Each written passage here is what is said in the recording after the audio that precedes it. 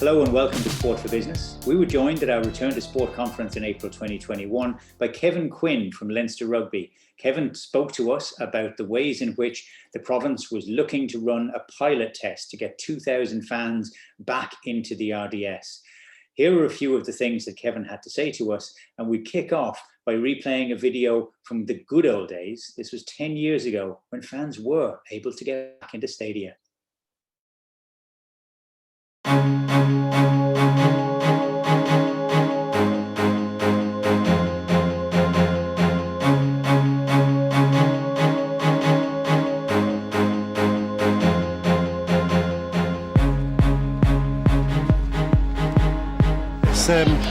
Muinte na háite go mór a hagann síos anseo.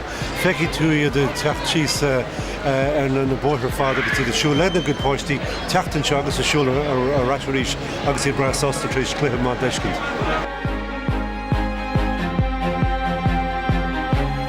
It's all quite so síalta mór is dócha gach ihe a hín a taréis na scoilin nó taréis na chláiste nó péirú tagann daoine anseo chun bhuail na cóirde an scoil nó rud éige mar sin. They're exciting, let's be honest, as well as everything else. And I mean, it's a great atmosphere when you go down to the ground. It's really, and I also think they're really trying to reach out beyond, the core audience. They made real efforts and it succeeded. And of course, success helps. I'm from Canada, I live in the area, and I really enjoy watching sport. And it's a great team, great atmosphere. We normally go every week, bar the odd rainy day, but they love it. We all love it. We're Leinster through and through. It's amazing now when the word go, like Lynch away, and the kids love coming every week, and it's just great. Forget Munster, forget the rest. It's Leinster all the way. The husband I told the play quite a line of his painter, lately a dish the machine, and his father lies, shit, hard as the baggy. Well, we've been coming now as season ticket holders for a couple of years. And it's a great night out for the children, so it is. And were you missing any of your favourite players tonight? Yeah, Brian O'Driscoll, Johnny Sexton. And they're obviously away with the Ireland team. An fís atá gach páiste óga chustín le mar rugby tá sé géirí a bheith an son go súil leis na daoine eile bhí cúpla bliain níos sin ná. San atmosphere go háling. Tá sé séomh, tá sé síbhialta, tá sé deas, agus sa bheith fána teachtain seo aon am sa bhíon ach go mór inis go bhfuil fuirin lein an uachtar, so tá sé antarintach mar sin.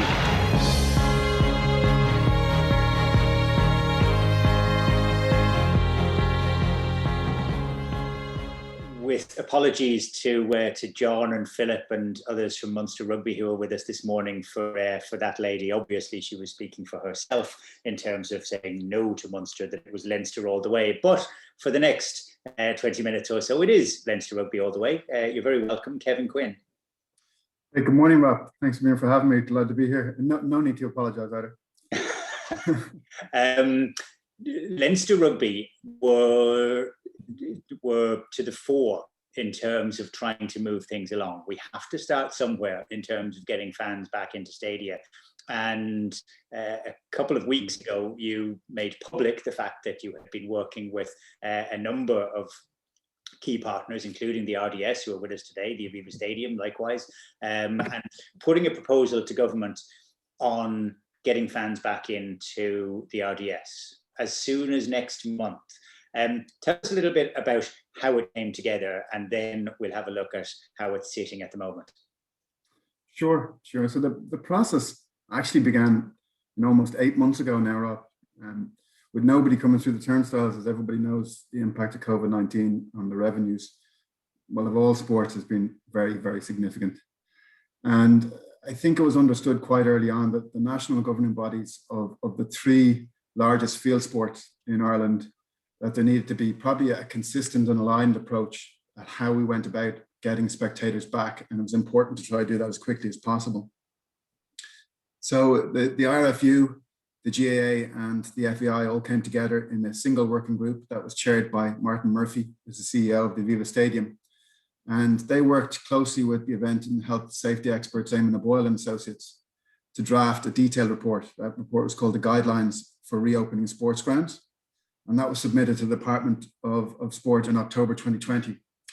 And that report really recommended the use of trial events was key to see how best to implement the graduated return of spectators. You heard Liam talked earlier about learning from Asia, learning from other countries where similar events have been put on. I think that's crucial, but it's really, really important as well, though, that these events are held here in Ireland too, because it's different stadia, different people. You know, we might have a different way of how we come to events. Liam mentioned there in Asia where, you know, people will rock up to events and they'll come along at certain times. Often in Ireland, we find that a lot of people will come to a live event at the very last minute, and there'll be a rush to you know, maybe you've left the pub and there'll be a rush to get into the gate, you know, in that last 5 minutes. And so we've got to take all that into account in terms of our planning.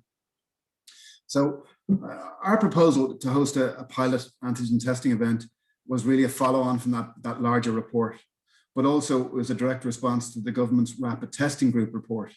So that was chaired by Professor Mark Ferguson. It was released on the 1st of April, early this year. And I suppose that group unanimously held that antigen testing and you know, needed rapid testing for pilot events should be trialed immediately. So what they want to do there is just test the practicality of whether rapid testing as a tool will help prevent and help to track the spread of COVID-19 just in our community. But crucially as well, could it be used to help people meet and congregate together in larger numbers? So that Ferguson report had 20 recommendations, and I suppose how to implement and how to use rapid testing around those larger events. And we went back to the experts again. So you've got, you mentioned Martin Murphy, Eamon O'Boyle. He's got a team of people in his office, Monica, Laura, Rani. You've got the RDS were key to this, Dave Faherty, Neil, Michelle and Eddie in the RDS.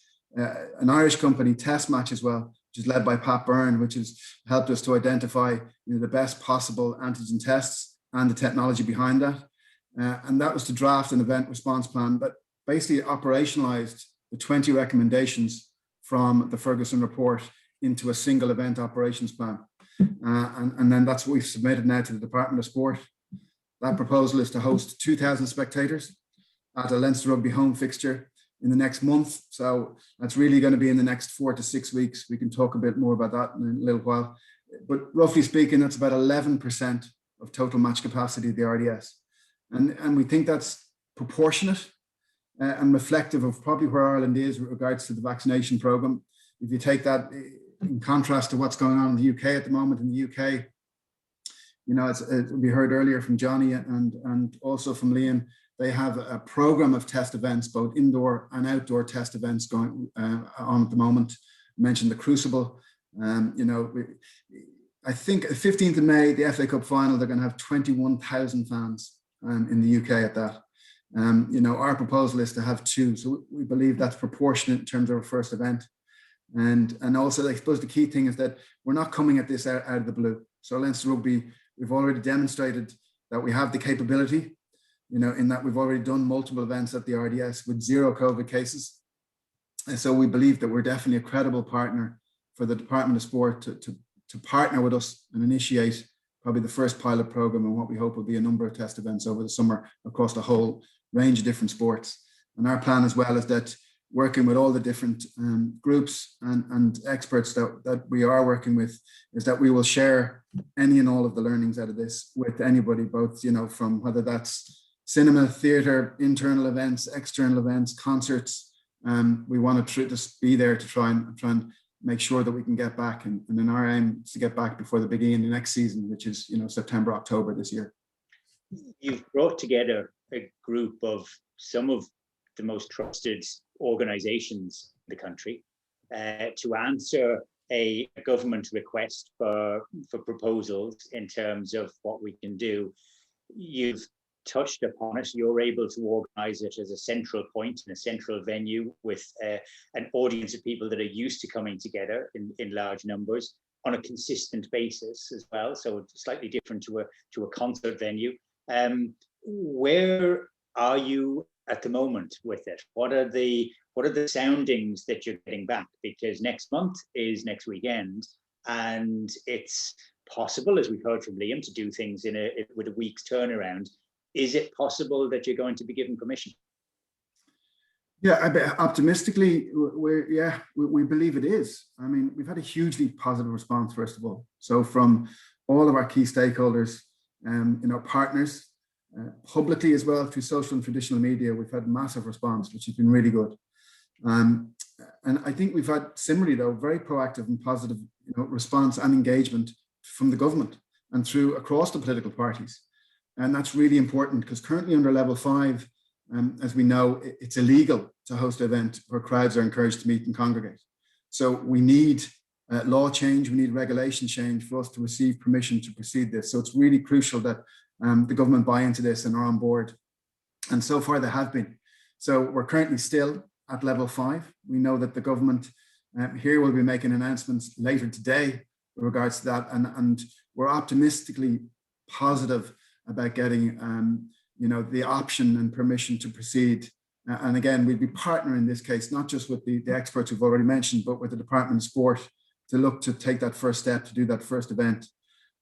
We don't, though, I suppose, let's be honest, we probably, May is probably too early. In an ideal world, we look maybe at early June. We've got another home fixture in early June that we would look potentially to target for this to be that first event and to hopefully have 2,000 spectators at that first event then and there, which would be fantastic. So yeah. And that's great news. If we hear mention of Leinster Rugby out of on Taoiseach's mouth this evening at about 6 o'clock, it will most likely be a positive one. And well, we can that sets where we're all going to be at 6 o'clock this evening anyway. The collaboration that's come together on it has been really notable. That sport has come together and has worked with government as well. Like there are officials in the department that are here with us this morning. There has been a real sense of collaboration. Sport Ireland and the Sport Expert Group, they've been working closely together. We're not there yet, and it is difficult looking across the water and seeing crowds of people celebrating. But we will get there. It will be in stages. What you will learn from your initial pilot test, is it very much a pilot? Will that be shared with anybody who wants to look and see and learn from it? Is this sense of collaboration, which, to be honest, was not always there, is this real now? So anybody who will see what happens will be able to get in touch with Leinster Rugby, with the RDS, and to say, how did you do this? Absolutely. So I'd go back as well to you said there, how difficult it might be to look at events in other countries, events in the UK, internal, so indoor and outdoor events, and to see people back. But I think it's also really positive because it shows it can be done and it shows it will be done. And it provides us, an avenue, a route to getting people back to our events, which is crucial for all of us. And I suppose, will we? Absolutely. That's the key point. So it's to partner with the Department of Sport. It's to look at, we're working as well with some members of the rapid testing group, just to vet all of our plans. We want to make sure that we do this proactively, progressively, to make sure that we map out anything that possibly could happen. Liam raised it there with regards to, we've seen with our colleagues up in Ulster who had some events, if you remember, back in November time, back when it was slightly more open in Northern Ireland. And they could have, 1,000 people, a few hundred people into some of those events. And they had a very similar event where it was generally by running the events that you saw that getting the people in and getting everybody queuing up and everything actually worked well. But then it was when everybody stood up to leave after the game, how do we egress safely? So again, it's crucial to run these events and in different stadia and for different sports.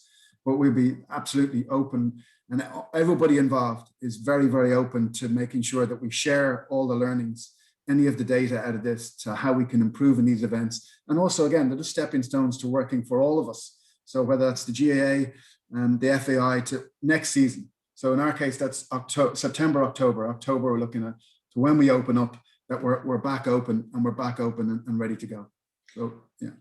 Do you think that the match day experience is going to be the same as it was we saw with the fans there enjoying, the crack, the camaraderie, the point, the sandwich?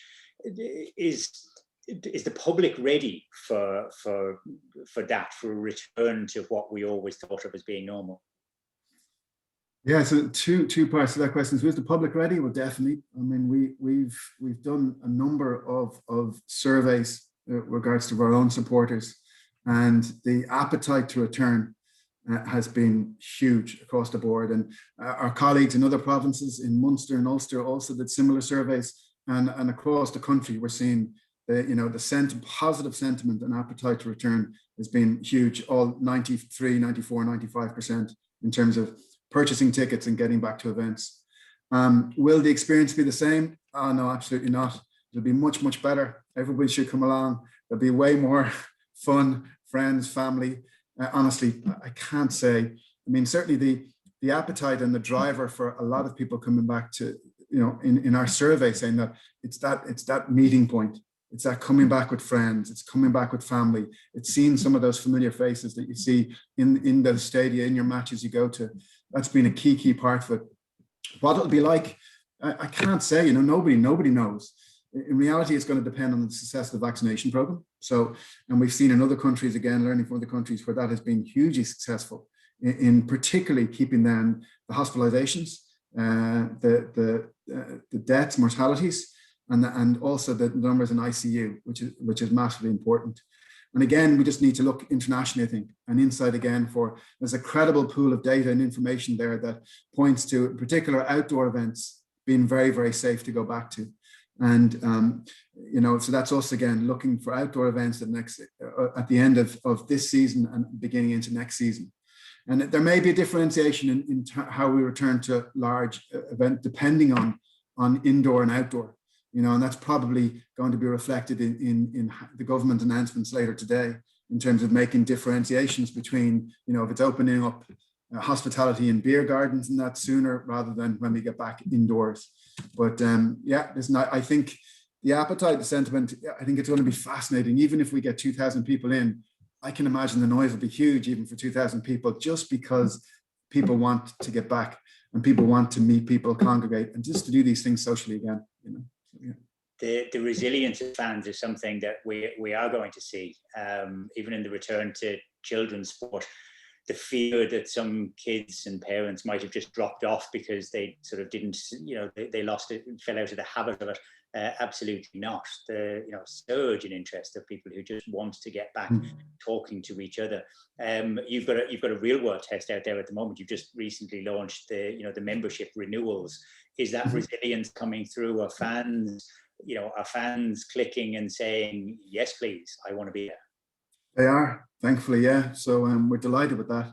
So I'm delighted to be able to confirm that we launched our season ticket renewals program on Tuesday, and we've had the largest first day renewals we've ever had.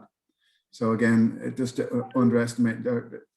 demonstrating at least the want, the latent pent-up demand to come back, which is just fantastic. And I mean, that's probably in combination with a number of things. The week previously, we launched the Bank of Ireland Leinster Rugby summer camps. And again, we launched 37 camps, 32 of those as normal camps, 5 as inclusion, 30 of those sold out within a few days. So again, that's, over 3,300 kids signed up across all 12 counties of the province. It's just fantastic response again in that. And I think it underlines though as well, really, that there is a real appetite to return, not just to sporting events, but to any events, to get out, to be social, to meet and meet up, and just really looking forward to getting back there. Yeah. So. One of the key elements of sport, and Leinster has done it particularly well. You've got a very rich suite of commercial partners, from Bank of Ireland at the very top of the tree to so many more. How have you been able to keep them engaged and part of the process in terms of them being able to come back and activate on the ground the partnership that they have with you? Yeah, so our partners have been a key stakeholder in our ongoing success, and that's both on and off the pitch. And again, throughout the pandemic, we've been very, very fortunate in Leinster Rugby that all of our partners have been incredibly supportive throughout. I've been in this role going into my 4th season, so not too long, but really lucky that we have an excellent relationship. A number of our partners will be with us, for 10 years or more. So it's been a fantastic ongoing relationship, and that has really stood by us, and particularly over the last 14 months. And they've been practical as well in terms of their support. So not just in terms of their sponsorship, but we've helped pivot to that we can deliver sponsorship assets to them in the virtual world. So rather than physical meetings, and try and have a replacement sponsorship assets for when obviously they can't go to matches or bring clients to matches. But even from Air Coach, who due to Dervla and her team there have been amazing. Due to the COVID restrictions, all of a sudden we needed to have 2 coaches for the same number of people in the team, and for them to be able to support us in that way, bringing our players to the stadium, it's just been brilliant. But across the board, from Bank of Ireland as a title partner, Diageo, Adidas, Lifestyle Sports, Energia, Leia Healthcare, for example. If you think of the antigen testing pilot that we're discussing at the moment, they've been really proactive in terms of how they can help with simple things like signage, so where people go, how they come in, where they queue up, to how they are when they arrive at the RDS. And then even talking to Bearing Point yesterday, learnings about antigen testing that they have in their company in Germany. So for example, in Germany, they've adopted mass antigen testing. The German government has, with regards to getting people back into offices, schools, gyms, theatres, anything. So there's been a mass adoption there, as there has been in the US and also in the UK. And it's been really interesting to see that. So in Germany, Bearing Point, it's actually the German government has made a regulation there that corporates, so companies, need to provide their staff with 2 antigen tests per week. And if you do those at home, and if you pass them, you can come into the office. So again, and that's their way of also tracking COVID throughout the community, for the government. So, and incidentally, it's the same tests and same technology that we're potentially adopting for our pilot event here. So, fully, it's the best of breed antigen test and technology to be able to track that for the antigen pilot testing that we're hoping to do here with the Department of Sport as well. So. Well, partnership and collaboration is at the heart of everything that we do in Sport for Business, and I love to hear that. I know Lifestyle Sports, Nigel is here with us this morning as well. They'll be getting ready for a return to non-essential retail. Whoever thought that sporting goods would non-essential? My goodness. Yes. So lots of people waiting and on the next phase of reopening here, and of course those from around the world. You're at different stages of it. Before I let you go, there is a big game coming up this weekend. We started with seeing fans cheering on a Leinster Rugby win. Are they likely to be doing the same, albeit remotely, this weekend on Sunday afternoon? Well, I certainly hope so. Yeah, I mean the squad's well set. They've been going really well, and I think that's a testament as well to the support that we've had off the pitch from our supporters has just been amazing. I mean, most of it's been in the virtual world, through social media, emails, message boards, but also I have to say in the real world. I mean, we've had fans lining up outside their houses, waving the team bus as they go through the route to the RDS. They've been putting flags up on railings around the RDS. I don't know if you've noticed it, but out here in Glasstool, near where we live, Rob, Peter Caveston, who's of Caveston's fame, is a huge Leinster Rugby fan. He's decked out Glasstool with Leinster Rugby flags in the run up to the last few weekends and the big weekends, the European Cup games. So it's been fantastic, So and I suppose that's been reflected absolutely in terms of all those messages go back to the team. And you've heard plenty of people here would have heard Leo in particular going on about the support, the messages, everything, which has been fantastic. And do keep it going, because we get everything back to the team in terms of giving their support, and we were really hopeful for a positive outcome against La Rochelle. Of course, we're not allowed to call them La Rochelle anymore. It's Ronan O'Gara's La Rochelle. So really positive outcome against Ronan O'Gara's La Rochelle on Sunday. So fingers crossed. Start with friendly rivalry with Munster, to which Absolutely. NFL told us that he took no offence, and we finished with friendly rivalry as well. But the best of luck at the weekend. Perhaps in the longer term, even more so, the best of luck with what's coming over the coming weeks, and hopefully, please God, we will be able to get into not only the RDS but then the Aviva Stadium Croke Park, and all of the other venues that we have here in Ireland as well, of course, as around the world. But for the time being, at what is undoubtedly a very busy time, we're very grateful for you taking the time to join us today. Kevin Quinn, Head of Commercial and Marketing at Leinster Rugby. Thank you. A pleasure, Rob. Thanks a million for the opportunity.